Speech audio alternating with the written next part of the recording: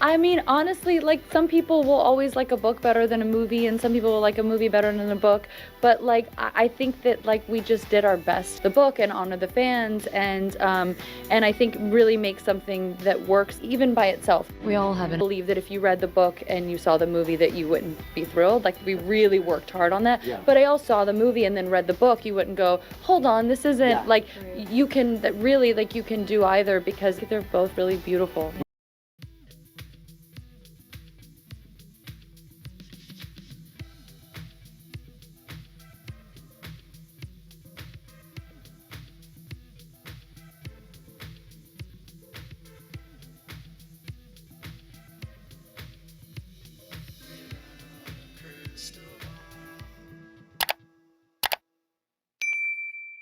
Hey, besties, welcome back to my channel. Well, No Case Blake is back and at it, and she is again asking for sanctions. This might be the seventh or eighth time by now.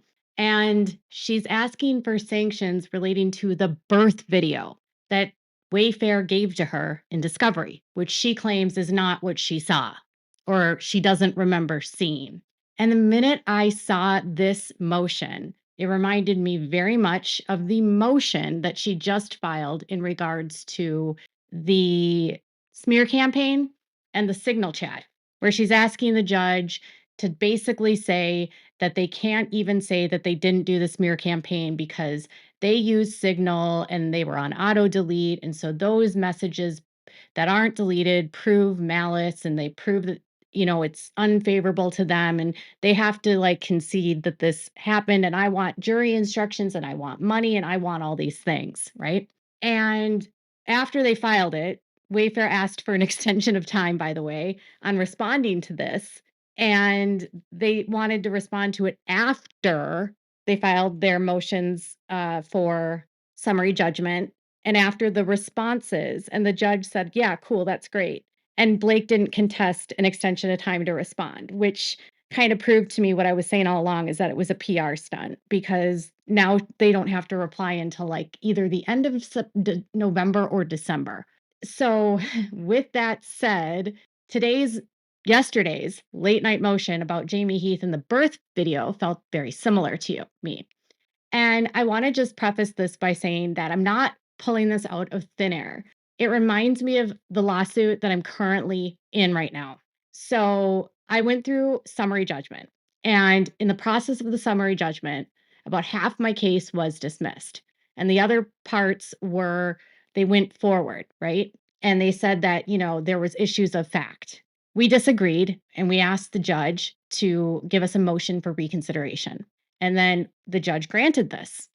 So, which is very rare and often a signal that the court may have got something wrong.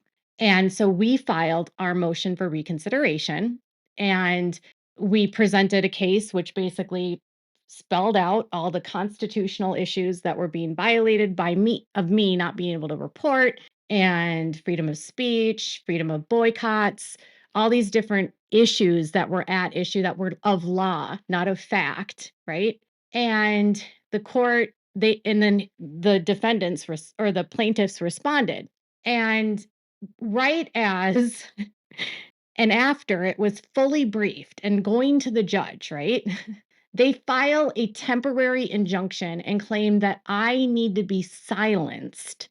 And my reporting on them has caused such problems for them that they had to delete all of their social media, that I have been causing so much hostility and aggression. And they denied that they were under federal investigation, even though Mr. Robert Shin is under federal investigation. And they want me muzzled, completely muzzled. I mean, they told the court effectively that there was no federal investigation. So we had to go to court last week or 2 weeks ago and present evidence of their lawyers in California telling a court that they were under federal investigation, that the FBI had sent a target letter, that Robert Shin's money had been forfeited, or there was a forfeiture notice from the United States Postal Investigation Services. Sometimes when you're about to lose a case, you throw out these claims as a last ditch effort to try to either poison the court, that's my opinion, influence the judge to say, oh, no, there was actual malice here. She's so malicious. Don't consider her reconsideration. Or also to get their narrative out that it's me that's causing all the problems, not them. And in this case, it reminds me of that, where Blake has a dispositive motion of a motion on the judgment of pleadings, which could theoretically destroy all of her sexual harassment claims and retaliation claims under FEH law not being applied extraterritorial, along with the fact that the claim that she didn't sue the right person, she never filed a letter with the EEOC, nor did she file a right to sue for It Ends With Us. Her own second amended complaint stated factually that the claims in this lawsuit came from the December 20th notice, and the notice for the right to sue did not claim It Ends With Us Movie LLC. So she didn't sue the right employer. There's a lot at stake with this judgment on the pleadings, and there's also going to be more at stake with the summary judgment. And because her case is at risk, I think a lot of what's happening here is that she's trying to get a narrative out to claim that the reason why she can't win is because they've impeded her ability to win. So that if she does lose, that's going to be what she says. It's actually not that I brought a case to the wrong court or outside of, the rules. I didn't exhaust administrative remedies, if that's what the end up ruling ends up being. It's not that I didn't sue the right employer or never sought notice to sue got permission to sue the right employer. It's not that I'm completely in the wrong state or the wrong district. It's not any of that. It's because they didn't provide me the evidence. And yesterday they filed a motion for sanctions against Jamey Heath because they claim that he didn't provide the birthing video that she remembers seeing. And with Blake, we know that sometimes her memory doesn't serve her the best, and she has this capacity to fabricate information that doesn't exist. I mean, I know this firsthand because she fabricated that I was part of a smear campaign that she claims I was being paid to talk about her by Wayfarer, which, by the way, I've never taken a dime. And the subpoena that she filed against me was withdrawn because she realized very quickly that she was wrong to file 107, subpoenas. So again, what we're seeing from Blake is a letter asking them to sanction the Wayfarer parties for failing to produce documents and videos. And this one actually kind of hits me a little bit differently because I feel like now what this is doing is it's putting Natasha Heath in a really uncomfortable situation, because if there's a longer video that exists and she is actually naked, what does that say about like Blake wanting to put this into the public domain? So they says Miss Lively respectfully moves the court to sanction defendant Jamey Heath pursuant to Rule 37 of the Federal Rules of Civil Procedure for failure to comply with the court's August 27th order compelling the production of certain materials. The video of Mr. Heath showed Miss Lively on the set of the film of his wife fully nude during the birth of their child during an at-home birth without warning or consent by September 2nd, 2025. To date, Mr. Heath has produced only a 3-minute video excerpt depicting blacked out. So again, we can't see it, got to fill in the blank. And we know what happened with the Claire Ayub audio and how that blacked out didn't work out in the favor of her. Miss Lively has consistently disputed that the video that Mr. Heath produced pursuant to the order compelling production was the video that he showed her on the set of the film. After his counsel insisted for weeks that they were not aware of any other video, Mr. Heath recently revealed at his deposition that, blacked out, yet Mr. Heath's counsel has refused to produce any further video on the sole basis that, in their view, the order compelling production should be read exceedingly narrowly and does not require him to produce it. Not so. However, Mr. Heath put this video at issue by showing it to Miss Lively without her consent or any warning in the workplace. It is plainly improper for Mr. Heath to now contend that Miss Lively, this court, and the jury must accept his word that the small excerpt of the afterbirth is the same video he showed her on set when it does not comport whatsoever with her memory. So what this is doing is it's presenting a statement of a dispute between facts. Okay. So they're trying to tell a court that it's not an issue of law that this case will get dismissed, but it's a fact issue. Okay. And so if there's remaining fact issues, you have to go to trial. And so, and I know this specifically from my experience with how case just like how they'll try to find any way to find a fact issue so it can't be dismissed on the law. And so she's going to say, well, that's not how I remember it. And then Jamey will say, well, this is what I showed you. And then it's up to a jury to decide. So I think she's concerned that what they have doesn't prove her case. Right. And so she wants it to, like, go to, yeah. By which Miss Lively would challenge his assertion. Again, blacked out. By knowingly and willfully withholding, blacked out, Miss Lively was deprived of the opportunity to fully question Mr. Heath on the topic at this deposition, and he has therefore been prejudiced. So, of course, she is being very much the victim here. And, they admitted to showing her this video. It was part of their amended complaint. They showed a screenshot of what he claims he showed her. They even presented like the entire conversation about the scene, and they provided text messages. So it doesn't sound like this entire situation even was a shock to her. Um, but from her complaint, she said that his legs, he started playing a video of a fully nude woman with her legs spread apart. Miss Lively thought he was showing her pornography and stopped him. Mr. Heath explained that the video was his wife giving birth. Miss Lively was alarmed and asked Mr. Heath if his wife knew if she was sharing the video, to which he replied she isn't weird about that stuff, as if Miss Lively was weird for not welcoming it. Miss Lively and her assistant excused themselves and stunned that Mr. Heath had shown them a nude video. And when they said Wayfarer, they said that all she saw was this like still, and then she stopped it, and she wasn't nude. Okay. And so she's trying to dispute that. Like, instead of responding to it in her motion for dismissal, she's saying, and her narrative now is that, well, this is what they said, but that's not what I remember seeing. And then again, they're disputing the fact issue here. And so they're again creating a fact issue. And it's the Wayfarer defendant's now dismissed complaint admitted that Mr. Heath showed Miss Lively a video from his child's home birth and confirmed that he did so at Mr. Baldoni's insistence, that it demonstrated Mr. Baldoni's vision for the birthing scene. So what this is kind of doing to them is like laundering excuses for why they shouldn't dismiss the case based on, the judgment on the pleadings or on a summary judgment, because there's issues of fact, not issues of law. But their now dismissed complaint criticized Miss Lively's description in the CRD complaint and the operative complaint of the birth video Mr. Heath showed her as an outrageous and knowingly false suggestion that she was shown pornography or naked images of Heath's wife on set. The Wayfarer defendants pleaded that the full birth video is, by all accounts, beautiful. They did produce a 3-minute and 29-second video that shows all all blacked out, and they included in the attachment to their publicly filed and now dismissed complaint a snapshot. So she's again disputing that this is not what she saw. She's telling them, like, this does not reflect the portion of the video that Mr. Heath showed Miss Lively while she was on the set of the film, and that opposing counsel said that there was no reason to believe that the produced video excerpt was not what Mr.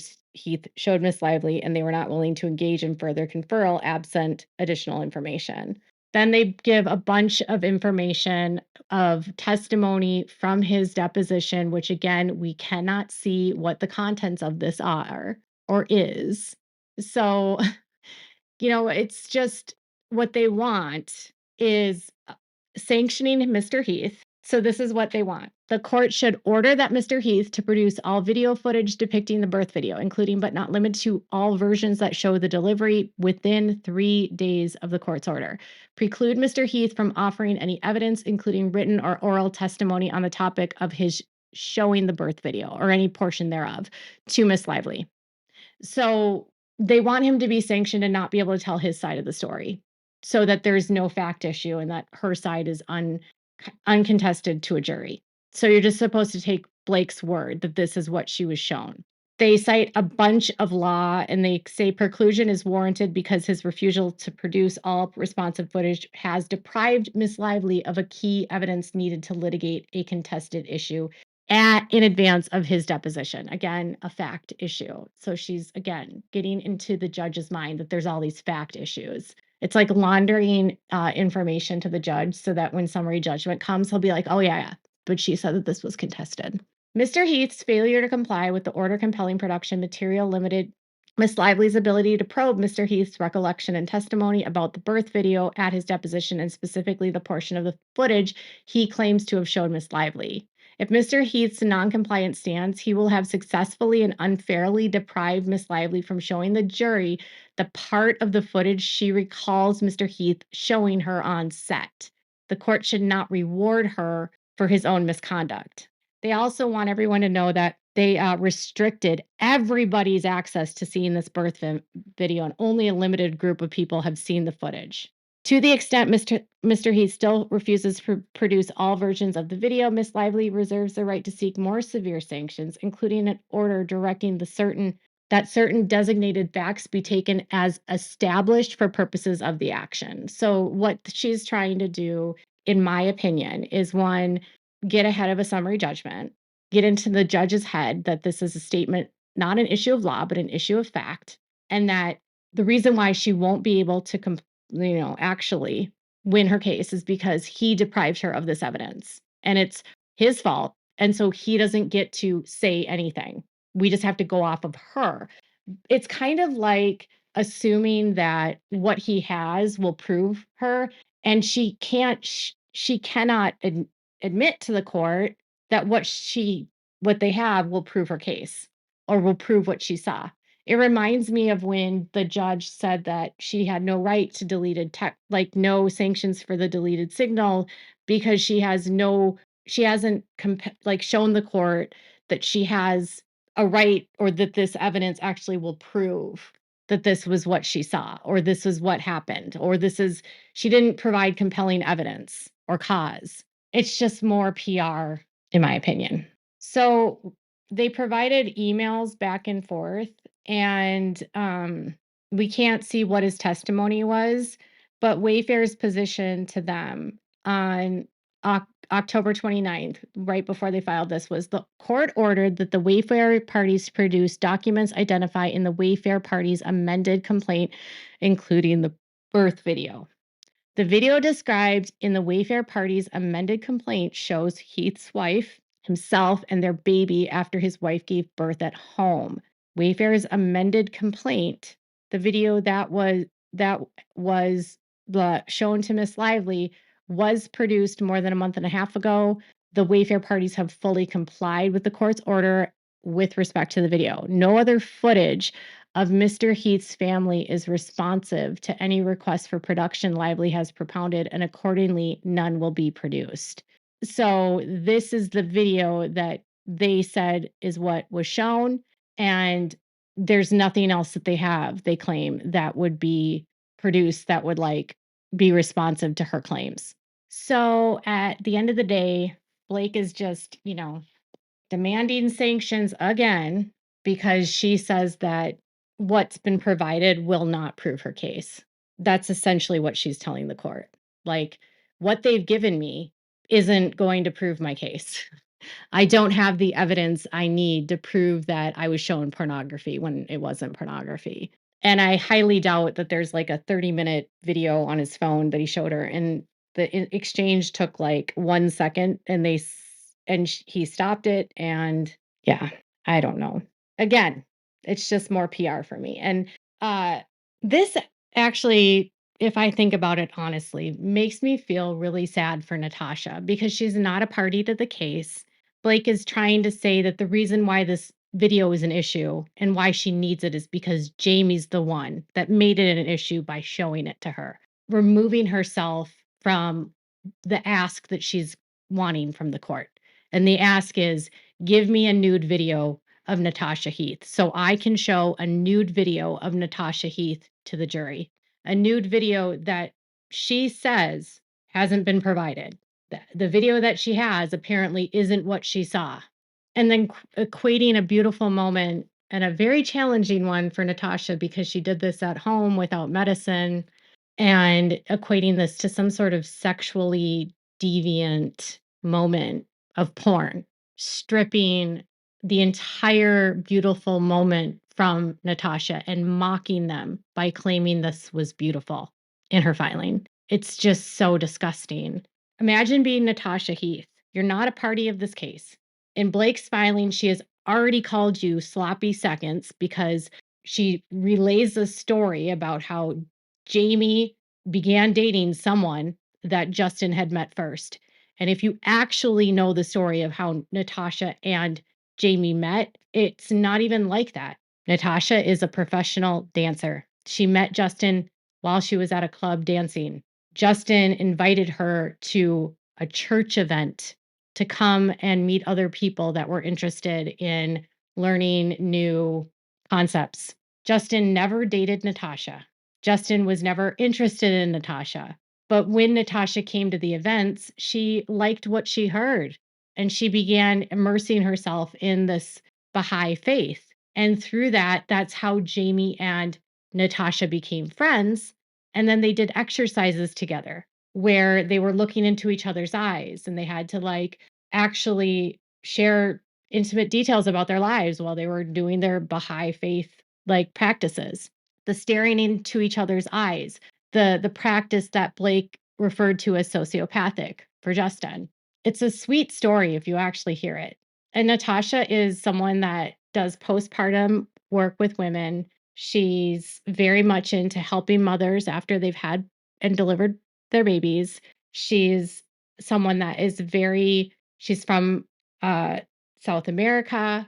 She's very into her cultural traditions, and she is just a beautiful soul. She doesn't deserve this. She doesn't deserve to be smeared this way and then to have it be blamed on Jamey. Well, it's Jamey's fault that I need this. It's because Jamey showed it to me. Really, what you're trying to do here is completely go after Jamey because you don't have a case.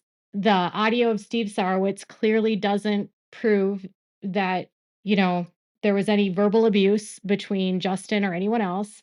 The audio shows that Jamey was under an immense amount of stress, trying to put out the fires that you were starting and trying to manage the release of the film without damaging the film, preventing your behavior from impacting the release of the film. It's revenge against Jamey and Natasha and just humiliation of Natasha. And it hurts my heart for Natasha. Anyone that follows Natasha's Instagram would know that she is literally like she's got a heart of wanting to love and help women. And what Blake is doing is being a humiliator of women. And that, in my opinion, is disgusting. And I cannot wait to see how Wayfarer responds to this. I hope they come out guns blazing. I hope they come out defending Natasha. I hope they just show what a callous move this was by Blake. It's disgusting. Natasha, if you're listening, I don't know if you do. I know a bunch of Wayfarer people, like some that follow, and I've seen people connected to people following me. So if you're listening, I'm really sorry that this is happening to you. You don't deserve this. And your story of your meeting your husband and the love that you share with him is beautiful. And don't let anyone take that away from you. And if you wanted to have a home birth and it was a beautiful experience, don't let anyone tell you that it wasn't. You have a ton of support here from all of my audience and from me. Also, the judge has entered a final judgment. They denied the New York Times, rule for the entering a judgment and then allowing Wayfarer to appeal right away. They denied that. And basically, what the judge told them was that, okay, so a final judgment here is entered. Yours is denied as moot. And your argument that you want Wayfarer to be able to appeal immediately because you will be, out alone and you want to get this done. You're not prejudiced by waiting until all these other documents are determined. And so he said that he is not going to allow appeals until he rules on her motion for attorney's fees and the 47.1. So he's basically going to, in a roundabout way, say that there's, you know, if they want to appeal, they're going to appeal all of it together. They're going to appeal what his rulings were on the fees for Leslie, for Ryan, and for Blake. And they're going to appeal the motion to dismiss ruling. And the Times is not at all prejudiced by waiting because there's nothing left for them to do now. They just have to wait. So that's where they're at for that. So tell me what your thoughts are. Is this another desperate attempt by Blake to change the narrative, or do you think that she's actually doing something because Wayfarer deprived her of the rights? Make sure to give this video a thumbs up. Make sure to subscribe to my channel if you haven't subscribed, and please click the bell please click the bell so you never miss a video. Thanks so much for watching. Bye, besties.